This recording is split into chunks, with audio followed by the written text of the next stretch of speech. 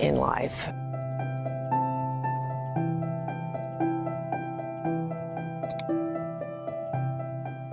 It is around providing a family-centered approach through this body of work that is the plan of safe care, and recognizing that not all families or infants who've experienced prenatal substance exposure meet our state statute requirements for child welfare intervention. So the body of work to really align is to be able to provide a voluntary community-based pathway as well as through child welfare.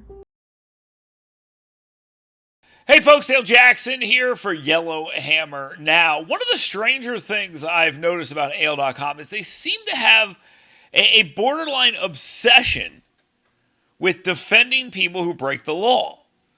And they're always talking about how terribly they're treated, and they act as if, like most liberals, that the problem is the enforcement of the law or the people enforcing the law, not necessarily the law breaking itself. One of the strangest ways this has played itself out is the defending of mothers who use drugs during their pregnancy.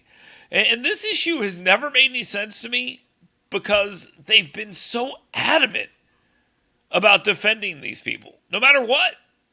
No matter what. And they have stories about this all the time. This is an angle that they are heavily invested in. I think it has something to do with the grant from the Knight Foundation that they get, a liberal policy group that apparently wants kids to be born on drugs. Their arguments are just awful. Here's the story. Does arresting moms who use drugs help Alabama newborns? The data shows no positive effects. And you're going to find that the data they're using is, how do I put this? Questionable at best. One of the things they like to say is that the data doesn't show any positive effects. And instead of showing where the negative effects are, they're just saying there are no positive effects. What would they consider positive effects? I guess people not using drugs, that would be it. I don't think that's what this is about. According to data from the Alabama Medicaid Agency, the chemical endangerment law has done little to protect newborns. Number of babies diagnosed with neonatal abstinence syndrome, which happens when they are born dependent on drugs, actually rose sharply after 2013 and peaked in 2018.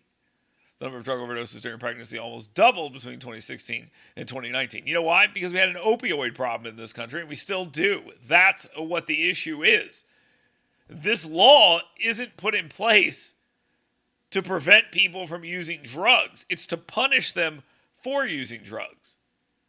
And it is truly laughable that this is the argument they're making. If anything, they're making the argument why laws like this are necessary. More people are using drugs while they are pregnant, and those people should be punished.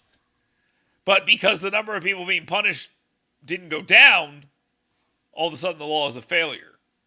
This is really some brilliant thinking on the part of the geniuses at aldotcom who are lobbying for drug use while pregnant, apparently. They continue. In Alabama, arrests are concentrated among poor and young mothers in just a handful of counties that enforce the law. Well, many counties largely ignore it.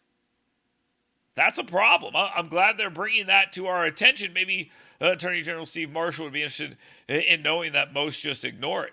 Etowah County in North Alabama has the highest rate of arrests of women for chemical endangerment, but still has a rate of neonatal abstinence syndrome that is twice the state average. That shows that they have a problem that they need to address, and they are addressing it. And I'm not sure that there's ever a way to make these people stop using drugs if you don't know they're using drugs. How are these people using drugs because of the law? I mean, is that the premise here? Like, does a guy get bit by a canine dog if he doesn't break the law? That's another one of their big stories they won a bunch of awards from. Does anyone have a problem in a jail cell if they don't commit a crime to get put there in the first place? I want to help these people, but what exactly do you think the answer is here? Undoing this law and saying, no, we're not going to punish people for using those drugs? That doesn't make any sense. But yeah, that's exactly what they're advocating for. And weirdly, it's kind of been done in other places. In other places, they have undone these laws, and they don't make things better. Now, there's this video from Fox News Digital on this issue. The sound quality, I don't know what the issue is, but I want to share a little bit of that with you because I think it's interesting in how they discuss this. The state of Washington, apparently the dream state for the people that work at aldotcom, it has stopped punishing people for birthing drug-addicted babies.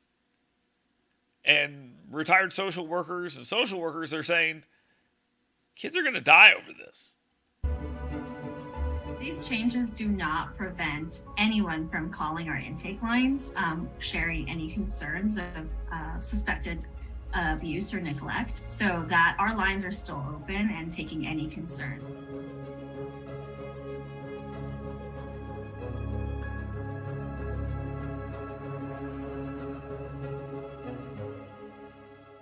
So the argument here is they will not introduce these people to law enforcement unless the baby itself is being harmed. So they will let them go home with a drug-addicted mother as a drug-addicted baby.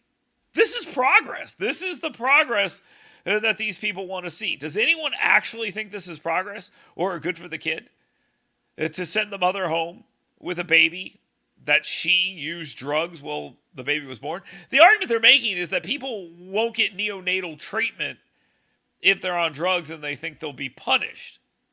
And that's probably true. And maybe that's an issue with the mother and saying the mother is a bad mother as well, and we're learning that early on. The law is not the problem here. The drug use is the problem. The harming of the kid is the problem. And I don't know how stopping the punishment of those people helps the children in any way, shape, or form. It's just what you're asking for is people not to be punished for using drugs, because in our society we seem to think that using drugs is no big deal and a victimless crime. In this situation, there is literally a victim. It's the baby. So it doesn't make any sense for us to be using this kind of rhetoric and logic that drug use is a victimless crime. It's not a victimless crime. The victim is a baby. And if your parent is a drug addict, that's probably going to be bad for you in the future, whether or not you were born dependent to the drug or not. The drug was in their system. We all know they were doing the drug, and then you want to send the baby home with them. That's progress. That's what AL.com is suggesting they want here. And yes, they are suggesting it. It's not a news article. It's an advocacy article, and they are advocating for mothers who use drugs.